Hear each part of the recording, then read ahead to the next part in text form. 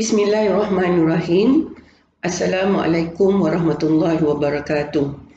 Yang saya hormati Ibu Bapa dan penjaga pelajar-pelajar tingkatan 5 Sekolah Menengah Kebangsaan Mata Air. Saya Puan Fadilah binti Hassan, Pengetua Sekolah Menengah Kebangsaan Mata Air, akan menyampaikan sedikit taklimat mengenai pengoperasian sekolah yang bermula pada 4 hari bulan Oktober 2021 ini. Seperti mana yang kita tahu melalui media massa, pembukaan sekolah akan dibuat secara berperingkat. Perlis adalah negeri yang di dalam fasa 3 Pelan Pemulihan Negara. Dan untuk itu, Perlis hanya akan membuka sekolah-sekolahnya bermula daripada 4 Oktober 2021. Bagi kehadiran murid ke sekolah, untuk Sekolah Menengah Kebangsaan Mata Air, murid yang akan hadir ke sekolah secara bersemuka hanyalah terdiri daripada murid-murid di dalam tingkatan 5 yang bakal menduduki peperiksaan SPM. Kehadiran murid-murid ini adalah atas dasar 50% daripada enrolment di dalam kelas.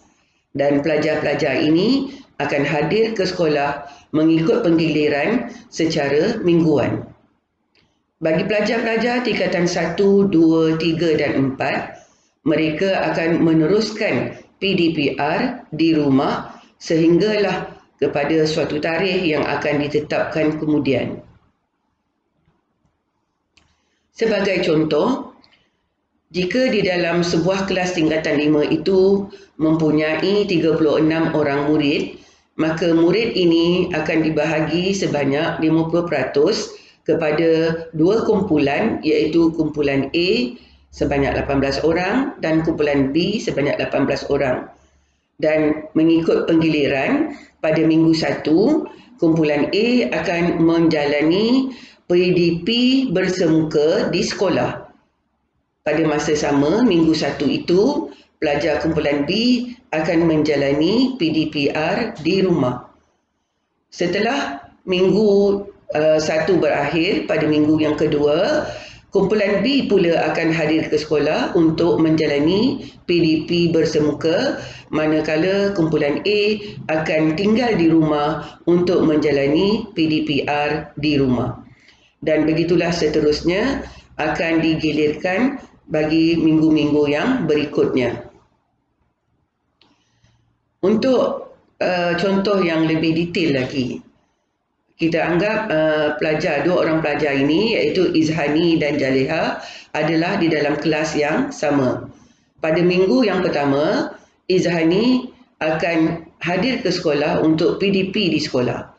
Pada masa yang sama itu, iaitu Jaleha, dia akan tinggal di rumah menjalani PDPR. Dan pada minggu yang kedua, Jaleha ke sekolah untuk menjalani PDP di sekolah, dan Izhani akan menjalani PDPR di rumah. Apa yang dimaksudkan dengan PDPR di rumah adalah pembelajaran secara akses kendiri. Di sini, pelajar-pelajar akan membuat latihan atau tugasan untuk pengukuhan dan pengayaan. Dan pada masa ini juga, pelajar akan boleh membuat persediaan untuk pembelajaran pada minggu yang berikutnya secara bersemuka. Bagi pelajar-pelajar yang tidak terlibat dalam penggiliran, iaitu pelajar tingkatan 1, 2, 3 dan 4, pelajar-pelajar ini akan meneruskan PDPR di rumah mereka sehinggalah kepada satu tarikh yang akan ditetapkan. Berdasarkan pada keadaan yang berlaku kebelakangan ini dengan penularan COVID, maka sesi persekolahan 2021 telah tergendala sejak daripada bulan Mac lagi. Oleh itu, satu pelanjutan sesi persekolahan 2021 akan dilaksanakan. Biasanya, selepas cuti akhir tahun pada bulan Disember, pelajar-pelajar akan naik ke tingkatan yang berikutnya pada sesi tahun yang berikutnya. Tetapi pada kali ini, pelajar-pelajar sesi 2021 akan kembali meneruskan persekolahan mereka dengan sesi yang sama selepas cuti akhir tahun, iaitu cuti akhir tahun akan dilaksanakan bermula daripada 11 Disember hingga 31 Disember. Dan pada Januari hingga April 2020, pelajar-pelajar ini daripada tingkatan 1, 2, 3 dan 4 dan juga pelajar tingkatan 5 akan meneruskan sesi 2021 sehingga April 2022. Bermaksud pelajar tingkatan 4 hanya akan naik ke tingkatan 5 selepas tarikh April 2022. Untuk kehadiran pelajar, Sekolah Menengah Kebangsaan Mata Air hanya menghadkan kehadiran pelajar bagi tingkatan 5 sahaja dan mereka akan hadir dengan kadar 50% yang berselang-seli setiap minggu. Penambahbaikan SOP yang dibuat ialah pelajar dikendaki memakai pelitup muka sepanjang masa mereka berada di dalam kawasan sekolah. Pelajar yang bergejala tidak dibenarkan sama sekali masuk ke dalam kawasan sekolah. Dan untuk itu, sekolah juga mengambil langkah memastikan pengudaraan yang baik dalam setiap kelas dengan membuka tingkap, membuka kipas angin serta mengurangkan penggunaan langsir ataupun tabir. Sekolah juga akan membuat ujian kendiri COVID-19 sekiranya mendapati terdapat murid yang bergejala semasa hadir di sekolah. Satu kelonggaran peraturan yang dinyatakan oleh YBMK apabila pelajar ini hadir ke sekolah ialah murid dibenarkan memakai pakaian yang sesuai. Bermaksud pelajar yang tidak dapat menggunakan uniform sekolah kerana mungkin telah tidak muat ataupun sudah lusuh ataupun hal-hal yang lain menyebabkan mereka tidak dapat memakai uniform sekolah, mereka dibenarkan memakai pakaian biasa yang sesuai. Walau bagaimanapun, saya suka menyarankan sebaik-baiknya pelajar bolehlah memakai iaitu pakaian sukan sekolah dengan track bottom, begitu juga dengan pakaian berkaitan dengan kegiatan co-curriculum dan sebagainya.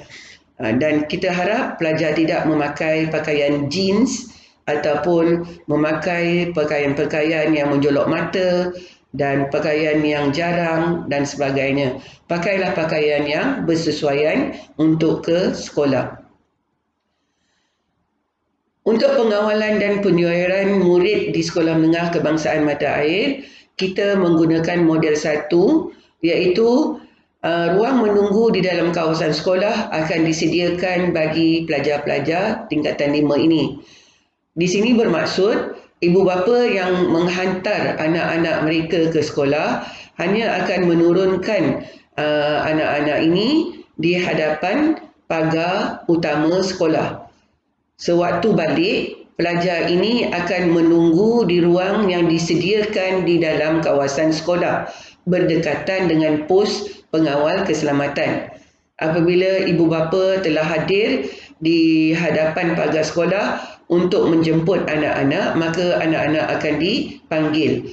Bermaksud di sini, pelajar-pelajar yang datang dengan ibu bapa tidak dibenarkan berkeliaran di luar sekolah untuk menunggu ibu bapanya di luar kawasan sekolah. Bagi pelajar-pelajar yang menaiki basikal dan motosikal sendiri, mereka boleh terus parking basikal dan motosikal di dalam kawasan sekolah selepas dibuat saringan suhu, dan apabila tiba waktu balik, mereka boleh terus balik menggunakan kenderaan masing-masing. Antara perkara baru dalam garis panduan pengurusan dan pengoperasian sekolah 3.0 ialah dengan SOP vaksinasi. Untuk vaksinasi ini, seluruh warga sekolah daripada pengurusan guru-guru, AKP, pekerja-pekerja sokongan, pekerja kantin dan pekerja koperasi semuanya adalah diminta untuk mendapatkan vaksinasi yang lengkap sehingga dos kedua. Dan sekolah juga akan menyediakan set ataupun kit ujian kendiri COVID-19 di dalam sekolah untuk kita membuat ujian sekiranya kita dapati terdapat murid-murid yang bergejala semasa hadir di sekolah. Dan untuk keselamatan warga sekolah, kita hendak meminta pelajar-pelajar dan guru-guru serta semua warga sekolah untuk memakai pelitup muka sepanjang masa. Pelajar-pelajar dibenarkan memakai pelitup muka 2 lapis ataupun double layer mask dan juga boleh memakai pelindung muka ataupun face shield. Apakah tindakan sekolah bagi warga yang bergejala?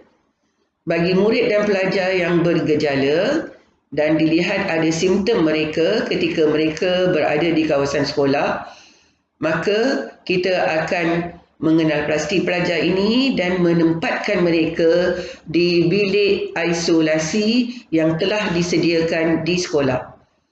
Pelajar-pelajar ini akan diuruskan oleh guru bertugas dan guru tersebut akan menghubungi ibu bapa pelajar dan sekiranya setelah menjalani ujian kendiri ini didapati keputusannya positif, maka ibu bapa pelajar akan diminta untuk membawa anak mereka terus kepada fasiliti kesihatan yang terdekat, manakala sekolah akan menghubungi PKD bagi tingkatan yang selanjutnya. Sekiranya dari ujian kendiri itu didapati keputusannya negatif, masih lagi ibu bapa boleh mengambil anak-anak mereka untuk pulang ke rumah. Bagi guru dan AKP yang bergejala, yang merasai mereka mempunyai simptom-simptom, mereka boleh terus pergi ke fasiliti kesihatan untuk membuat pengesahan ataupun persaringan. Dan sekiranya mereka ini positif atau sebagainya, perlulah memaklumkan kepada pihak sekolah. Sebagai rumusannya, keselamatan dan kesihatan murid bagi guru dan warga sekolah adalah sangat-sangat dititik beratkan pada sesi pembukaan sekolah kali ini. Jadi kita mengharapkan semua pelajar dapat mematuhi SOP memakai pelitup muka dan sekiranya terdapat antara pelajar ini yang kurang sihat ataupun pelajar yang belum menerima vaksin tetapi ingin hadir ke sekolah, maka pelajar ini dibenarkan. Tetapi pelajar yang belum vaksin ini digalakkan supaya memakai mask 2 lapis dan juga pelindung muka ataupun face shield. Dan pelajar-pelajar yang tidak divaksinasi ini juga diminta supaya terus mengamalkan penjarakan sosial. Bukan saja pelajar yang tidak divaksinasi, semua pelajar adalah diminta supaya sentiasa mematuhi SOP SOP COVID ketika berada di sekolah, termasuklah mencuci tangan sama ada menggunakan sabun ataupun sanitizer dan sentiasa menjalani saringan di hadapan pintu pagar sekolah untuk memastikan mereka benar-benar sihat sebelum masuk ke dalam kawasan sekolah. Jadi pelajar yang suhunya melebihi 37.5 tidak akan dibenarkan masuk ke dalam kawasan sekolah dan ibu bapa akan dihubungi untuk membawa pelajar ini ke fasiliti kesihatan oleh ibu bapa masing-masing. Sementara itu di dalam kelas, sekolah juga mengambil langkah yang ketat, iaitu memastikan kedudukan pelajar adalah dalam jarak yang sesuai, iaitu mematuhi SOP penjarakan yang disusun dalam bentuk zigzag supaya pelajar sentiasa jauh daripada pelajar yang yang lainnya. Dan juga di sini saya ingin menegaskan kepada ibu bapa, seandainya ada di kalangan ibu bapa yang merasakan bahawa mereka tidak mahu membenarkan anak-anak mereka tidak hadir ke sekolah untuk tidak hadir ke sekolah, maka pelajar ini perlulah mengemukakan surat daripada ibu bapa yang mengatakan bahawa ibu bapa tidak bersetuju untuk anak-anak hadir ke sekolah. Jadi ini adalah keperluan sekolah untuk disimpan sebagai bukti bahawa pelajar ini tidak hadir ke sekolah adalah kerana pilihan ibu bapa mereka yang tidak memberikan kebenaran hadir ke sekolah. Dan oleh itu, jika ibu bapa yang membuat pilihan tidak membenarkan, maka pihak sekolah tidak akan mengambil sebarang tindakan disiplin bagi pelajar-pelajar yang tidak hadir ini. Yang seterusnya ialah bagi menjamin tidak ada penularan di sekolah, pelajar-pelajar akan makan di dalam bilik darjah masing-masing. Kantin akan menyediakan sistem pesanan makanan dan pesanan ini akan diuruskan oleh guru-guru yang bertugas dan pelajar akan membuat pesanan sehari sebelum hari yang berikutnya supaya makanan dapat dihantar ke kelas dan pelajar akan makan di dalam kelas. Saya perkara lagi ialah PJPK ataupun pendidikan jasmani dan pendidikan kesihatan adalah dibenarkan. Pelajar boleh bersenam menjalani PJPK di padang di dalam pengawasan guru-guru, tetapi permainan seperti bola sepak, rugby, bola tampar dan sebagainya yang melibatkan ramai murid yang bermain tidak dibenarkan. Begitu juga penggunaan surau di sekolah. Pelajar dibenarkan menggunakan surau di sekolah untuk bersolat zuhur ataupun solat sunat yang lain, tetapi dengan mematuhi SOP bagi penjarakan sosial. Akhir kata, bagi murid dan ibu bapa serta penjaga, terdapat tanggungjawab yang perlu mereka tunaikan bagi memastikan sesi persekolahan bermula pada 4 Oktober ini dapat berjalan dengan lancar. Bagi murid perlulah jelas bilakah kehadiran mereka secara bersemuka di sekolah dan bilakah waktu mereka akan menjalani PDPR di rumah. Murid juga perlulah merancang masa belajar supaya dapat menyelesaikan tugasan-tugasan yang diberikan oleh guru-guru mereka, terutamanya semasa penggiliran PDPR di rumah. Dan semasa PDPR di rumah juga, murid-murid dapat melaksanakan ataupun membuat persediaan bagi menghadapi sesi bersemuka pada minggu yang berikutnya. Untuk ibu bapa dan pelajar, untuk ibu bapa dan penjaga, perlu juga mengetahui apakah jadual waktu anak-anak masing-masing. Sama ada minggu ini mereka ke sekolah ataupun tinggal di rumah. Dan untuk pengetahuan ibu bapa bahawa anak-anak ini akan hadir dan ke sekolah itu mengikut penggiliran minggu-minggu. Mereka tidak akan hadir ke sekolah setiap minggu ataupun mereka tidak akan sentiasa PDPR di rumah.